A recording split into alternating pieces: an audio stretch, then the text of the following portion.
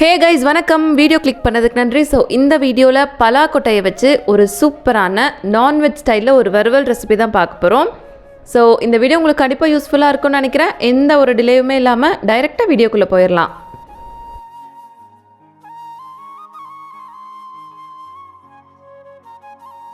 இந்த ரெசிபி பண்ணுறதுக்கான ஃபர்ஸ்ட் ஸ்டெப்பை நம்ம பலாக்கொட்டையை ரெடி பண்ணி எடுத்துக்கலாம். பலாக்கொட்டையை கொஞ்சம் நேரம் வெயிலில் வச்சு எடுத்தோம் அப்படின்னா தோல் மட்டும் இந்த மாதிரி அழகாக உறிஞ்சு வந்துடும். இப்போ இதே மாதிரி நம்மக்கிட்ட இருக்க எல்லா பலாக்கொட்டையோட தோலையும் உரித்து எடுத்துக்கலாம். இப்போ நம்ம தோல் உரிச்ச எல்லா பலாக்கொட்டையும் ஒரு குக்கரில் சேர்த்துக்கலாம். இதை ஒரு 2-3 தடவை நல்லா கழுவிட்டு அதுக்கப்புறம் எடுத்துகிட்டு வந்துடலாம். இப்போ இந்த பலாக்கொட்டை மூழ்கிற அளவுக்கு தண்ணி ஊற்றிட்டு கொஞ்சமாக உப்பு, மஞ்சள் தூள் சேர்த்துக்கலாம். நான் இந்த இடத்துல 1/2 டேபிள் ஸ்பூன் கல்லுப்பு சேர்த்துருக்கேன். ஒரு தடவை நல்லா மிக்ஸ் பண்ணி விட்டதுக்கப்புறமா 3லிருந்து 4 விசிலுக்கு குக் பண்ணி எடுத்துக்கலாம்.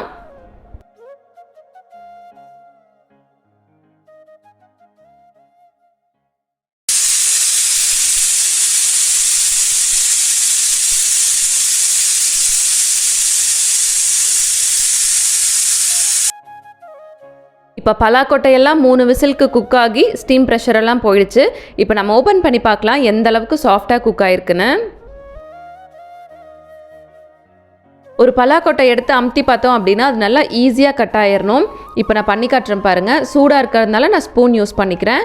இந்த மாதிரி லைட்டாக ப்ரெஸ் பண்ணாலே அது ஈஸியாக கட் ஆயிடணும். அப்படின்னா பலாக்கொட்டை நல்லா வெந்துருச்சுன்னு அர்த்தம். இப்போது வெந்த பலாக்கொட்டையை தண்ணி வடித்து தனியாக எடுத்து வச்சிடலாம்.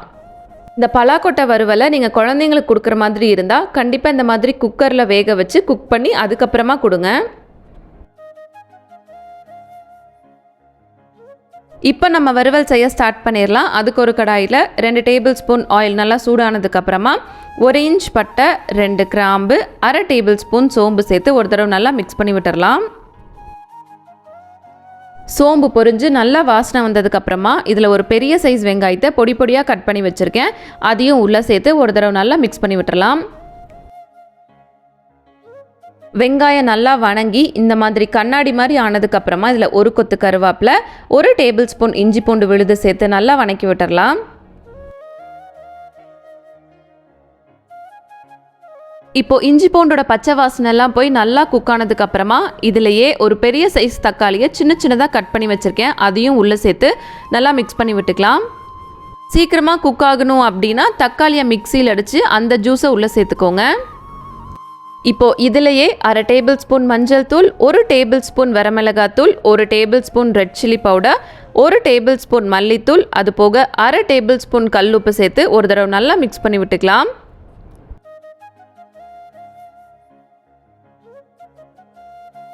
நல்லா மிக்ஸ் பண்ணி விட்டதுக்கப்புறமா இதிலையே 3/4 டம்ளர் தண்ணி சேர்த்து கலந்து விட்டுட்டு மூடி போட்டு இது நல்லா எண்ணெய் பிரிஞ்சு வர அளவுக்கு குக் பண்ணி எடுக்கணும். 5 மினிட்ஸ்க்கு அப்புறமா ஓப்பன் பண்ணி பார்த்தோம் அப்படின்னா இது நல்லா எண்ணெய் பிரிஞ்சு குக் ஆகிருக்கும். இந்த ஸ்டேஜில் ஒரு 4 சிட்டிகை பெருங்காயத்தூள், அது போக 1/2 டேபிள் ஸ்பூன் கரம் மசாலா சேர்த்து ஒரு தடவை நல்லா மிக்ஸ் பண்ணி விட்டுக்கலாம்.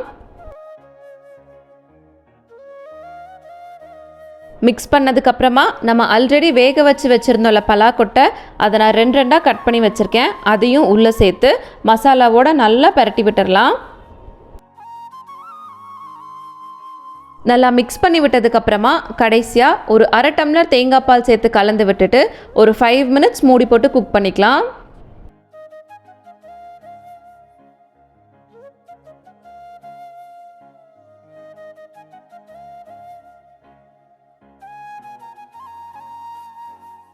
ஃபைவ் மினிட்ஸ்க்கு அப்புறமா ஓப்பன் பண்ணி பார்த்தோம் அப்படின்னா நம்ம சேர்த்த பலாக்கொட்டையெல்லாம் நல்லா சாஃப்டாக குக் ஆகிருக்கும். இந்த ஸ்டேஜில் உப்பு சரியாக இருக்கான்னு பார்த்துக்கலாம். தேவைப்பட்டால் கொஞ்சமாக பொடி உப்பை மேலே தூவி ஒரு தடவை நல்லா மிக்ஸ் பண்ணி விட்டுக்கலாம்.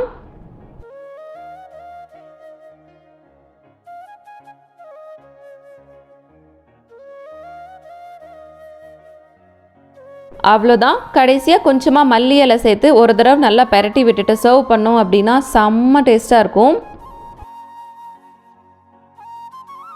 ஸோ இந்த வீடியோ உங்களுக்கு கண்டிப்பாக யூஸ்ஃபுல்லாக இருந்திருக்கும் நான் நம்புகிறேன். நீங்களும் இந்த ரெசிபியை இதே மாதிரியே வீட்டில் ட்ரை பண்ணி பார்த்துட்டு எப்படி இருந்துச்சுன்னு கமெண்ட்டில் சொல்லுங்கள், நானும் தெரிஞ்சுக்கிறேன். இவ்வளோ நேரம் என் வீடியோ பொறுமையாக பார்த்த எல்லாத்துக்கும் ரொம்ப நன்றி.